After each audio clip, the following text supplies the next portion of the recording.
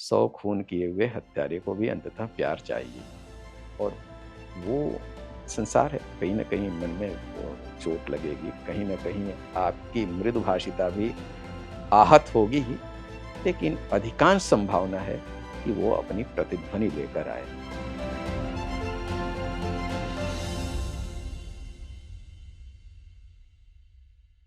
मैं कृष्णाकांत पाठक 2001 batch IAS हूँ। राजस्थान संवर्ग प्राप्त हुआ है और अब धीरे-धीरे लगभग 24 वर्ष अपनी सिविल सेवा के हो चुके हैं। अपनी परिवीक्षा या प्रोबेशन के काल में मैं अजमेर में रहा। जो जिला कलेक्टर थे उन्होंने कहा तुम बहुत सीधे और सरल हो। अब आज 24 साल बीत चुके हैं। मुझे कभी भी इस बात का पछतावा नहीं कि मैंने जो रास्ता चुना था सरलता का, वो कभी बहुत विफल हुआ हो। कुछ एक बातें कभी-कभार हुई होंगी, लेकिन कभी ऐसा नहीं लगा कि उसको लेके मुझे कोई कुंठा रही हो। मैं प्रोबेशन के बाद एसडीएम के रूप में छबड़ा गया। उस समय तक ये बहुत छोटा सब डिवीज़न हुआ करता था। आईएएस अधिकारी को पहली बार लगाया गया था। सरकार ने सोचा था कि आईएएस अधिकारी कभी छोटे सब डिवीज़न में नहीं रहते, वहाँ भी रहना चाहिए उन्हें। तो मैं 2 साल वहीं रहा। वहाँ पर कोई कॉलेज भी नहीं था, तो मैंने पहली बार प्रयत्न किया कि चलो, मेरा पढ़ने-पढ़ाने में मन लगता था, तो एक कॉलेज तो होना ही चाहिए। तो पहली बार जनसहयोग लेकर वहाँ पर एक कॉलेज की शुरुआत की। संयोग से आज तक वो कॉलेज वहाँ पर चल रहा है। फिर मैं जिला कलेक्टर के रूप में जैसलमेर गया। जैसलमेर एक नाम सुनते ही आपको एक बड़ा मरुस्थल दिख जाएगा। इस थार के मरुस्थल में जाने के साथ ही विराट मरुस्थल है। दूर तक बहुत आबादी नहीं दिखेगी, लेकिन एक प्रकार की शांति भी दिखेगी।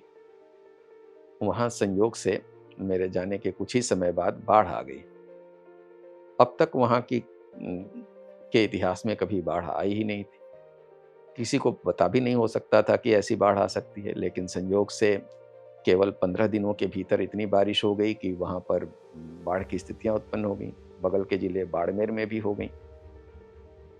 अब हम लोगों के पास तत्काल निर्णय लेना था।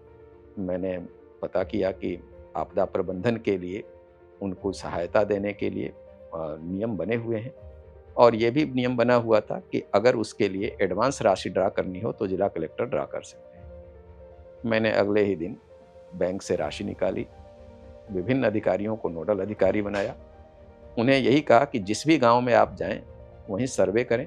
जिस पे कहीं भी घर में इतनी टूट-फूट हो, इतनी राशि देकर ही आएँ। आप केवल सर्वेक्षण के लिए ना जाएँ। मुझे आज भी याद है कि जब तक कोई भी मीडिया वहाँ तक पहुँचता, तब तक लगभग सभी लोगों को राहत राशि वितरित हो चुकी थी। हम कई बार ये भूल जाते हैं कि हम नियमों के लिए नहीं बने, नियम हमारे लिए बने होते हैं। और नियम पर अगर हम कहीं थोड़ी-सी गहराई से जाकर देखते हैं, तो उसके भीतर ही कोई न कोई निदान और समाधान बना रहता है। उस जैसलमेर ज़िले से मेरा आज भी गहरा लगाव है। लगभग प्रत्येक गाँव से मेरा वही संपर्क होगा जैसे वहीं के जन का हो। उसके बाद मैं अलग-अलग जगहों पर पदासीन रहा। 3 और जिलों में कलेक्टर रहा, भीलवाड़ा में, करौली में और चूरू में भी रहा। उसके बाद मैं एचओडी के रूप में शिक्षा विभाग में निदेशक रहा हूँ, उपनिवेशन विभाग में कमिश्नर रहा हूँ। मैं उद्योग विभाग में भी कमिश्नर रहा हूँ, जिससे मेरी पहली सर्विस की शुरुआत हुई थी उद्योग विभाग से, फिर से उस विभाग में जाना पड़ा।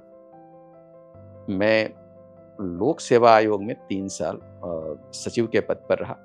लोक सेवा आयोग का पद मेरी प्रकृति के काफ़ी अनुकूल था। फिर से उस दौर में लौटने की बातें थीं जिनमें सारे अभ्यर्थी परीक्षा देते हैं। संयोग से लंबे समय से वहाँ पर कोई बहुत नवाचार नहीं हुए थे, तो नवाचार की बहुत संभावनाएँ थीं। परीक्षाओं का काफ़ी दबाव था और बड़ी संख्या में परीक्षाएँ लंबित थीं। तो हर एक चीज़ को एक यूनिफ़ॉर्म सिस्टम में ढालने की कोशिश की। उनकी परीक्षा निर्देशिकाएँ अलग-अलग कागज़ों के पन्नों में बिखरी रहती थीं। उन्हें एकीकृत बुकलेट का रूप दिया। हर बार हमें सेंटर लेने में हर जिला कलेक्टर से मँगाया जाता था, तो जो भी सेंटर्स होते थे, इनको एक यूनिक कोड दे दिया ताकि उन्हीं में से केवल चयन करना रह जाए। उसके साथ जो सबसे बड़ा प्रयोग हुआ था, उस समय संघ लोक सेवा आयोग में भी ऑनलाइन आवेदन नहीं लिए जाते थे। आज के लिए तो ये सरल बात थी। उस समय हम लोगों ने ऑनलाइन आवेदन की शुरुआत की। सब लोगों के मन में बड़ा संकोच था कि गाँव के बच्चे कैसे फ़ॉर्म भर पाएँगे। लेकिन संयोग से राजस्थान के भीतर पहले से ही ई-मित्र केंद्र कॉमन सिविल सर्विस सेंटर के रूप में उपलब्ध थे, तो हमारे पास कहने के लिए ये तर्क था कि वहाँ से ये लोग आवेदन कर सकते हैं। मैं उसके बाद महिला बाल विकास विभाग में रहा। महिला बाल विकास विभाग के भीतर आने के कुछ ही समय बाद कोविड का दौर शुरू हो गया था। उसके अलग-अलग समय पर भी मैं अन्य जगहों पर भी एचओडी के रूप में रहा। आयुक्त उपनिवेशन रहा। उस समय राज्य सरकार ने घोषणा की कि बहुत सारे ज़मीन के लंबित प्रकरण हैं, उन्हें भी निस्तारित किया जाए। उसके लिए कुछ घोषणाओं को कराने में सहभागी भूमिका रही और संयोग से उसका जो लाभ मिला, करीब 30 से 40 हज़ार काश्तकारों को लाभ मिला, जो मेरे जीवन के लिए एक संतुष्टि का पल होगा। मैं उद्योग विभाग के भी भीतर रहा। वहाँ उस समय उद्योग नीति के निर्माण में अपनी जो भी भूमिका थी, वो सुनिश्चित की। लेकिन 9 महीने के बाद ही मेरा स्थानांतरण महिला बाल विकास विभाग में हो गया। महिला बाल विकास विभाग आंगनबाड़ी केंद्रों और महिलाओं से जुड़ी हुई, बच्चों से जुड़ी हुई विभिन्न योजनाओं को संचालित करता है। वहाँ पर पोषाहार की व्यवस्था को करना एक बड़ा जटिल व्यवस्था का हिस्सा था, जो कई बार अपनी अदक्षताओं के कारण, भ्रष्टाचार और समुचित वितरण न होने की व्यवस्था के कारण प्रभावित होता रहता है। इसमें हम लोगों ने पहली बार एक ऑनलाइन सिस्टम बनाकर राशन की दुकानों से मैपिंग कराकर उन्हें साबुत सामग्री देने की व्यवस्था कराई। जिस समय कोविड चल रहा था, उस समय भी लगभग हम लोगों ने 1000 करोड़ के पोषाहार को समुचित रूप में पहुंचाने का प्रबंधन किया। उसके बाद ग्रामीण विकास विभाग में मैं आया। ग्रामीण विकास विभाग में तमाम अन्य कार्यों के साथ वहाँ एक सेल्फ हेल्प ग्रुप का भी सिस्टम चलता है, जो एनआरएलएम के अधीन है, भारत सरकार के, जिसे राजीविका कहा जाता है। वहाँ उस समय 40 लाख के आसपास महिलाएं स्वयं सहायता समूह से जुड़ी थी। उनके लिए राजस्थान महिला निधि के रूप में एक स्वतंत्र बैंक के रूप में फाइनेंसिंग सुविधा उपलब्ध कराने के लिए भी कार्य किया। इसमें हम लोगों ने आंध्र प्रदेश और तेलंगाना से भी काफ़ी कुछ ज्ञान लिया था। उसके उपरांत मैं फाइनेंस रेवेन्यू डिपार्टमेंट के भीतर गया। राजस्थान के भीतर वित्त राजस्व विभाग के ही अधीन कुछ अन्य महत्वपूर्ण विभाग भी हैं, जिनमें कॉमर्शियल टैक्स डिपार्टमेंट है, जो जीएसटी और वैट को देखता है।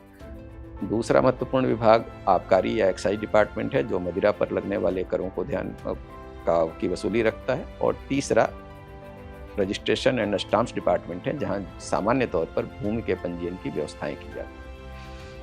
हम लोगों ने उसमें जो नवाचार किए, उसमें सबसे जो महत्वपूर्ण था कि जीएसटी के लिए पहली बार एक ऐसा सिस्टम बनाया गया, जैसे इनकम टैक्स के भीतर फेसलेस टैक्स एडमिनिस्ट्रेशन की असेसमेंट की बातचीत हुई थी, वैसे हमने स्क्रूटनी के लिए फेसलेस टैक्स एडमिनिस्ट्रेशन की घोषणा कराई और उसके लिए पोर्टल तैयार करवाने की कार्यवाही शुरू की।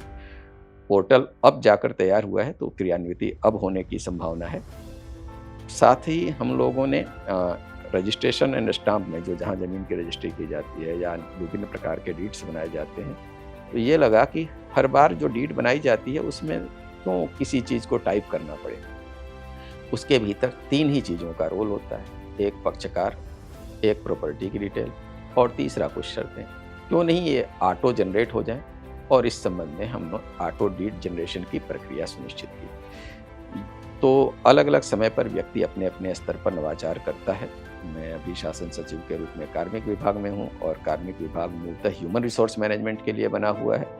इस संबंध में हम लोग ह्यूमन रिसोर्स मैनेजमेंट को जितना बेहतर कर पाएँ, उतना बेहतर